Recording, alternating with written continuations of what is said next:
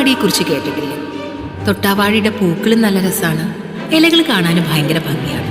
പക്ഷെ എന്താ, നമ്മളൊന്ന് ചെന്ന് തൊട്ട് കഴിഞ്ഞാൽ പിന്നെ ഇലയെല്ലാം കൂടി ഇങ്ങനെ ചുരുങ്ങി അതങ്ങ് ചേർന്ന് പോകും.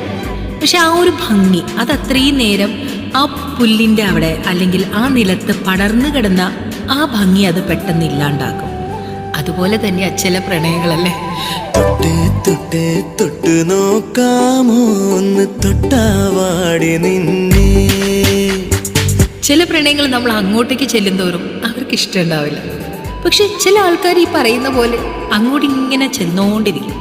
ചിലത് മാത്രം അങ്ങനെ ചെന്നാൽ സക്സസ് ആവും, ചിലത് അട്ടർ ഫ്ലോപ്പ് ആവും. ഈ തൊട്ടാവാടി എന്ന് ചിലപ്പോഴൊക്കെ ചില പെൺകുട്ടികളെ വിളിക്കാറുണ്ടല്ലേ. ഒരു നിസ്സാര കാര്യം മതി അവർക്ക് സങ്കടപ്പെടാൻ, അവർക്ക് കരയാൻ. അപ്പോൾ ഒന്ന് മനസ്സിലാക്കുക, അങ്ങനെയുള്ളവരെ തൊട്ടാവാടി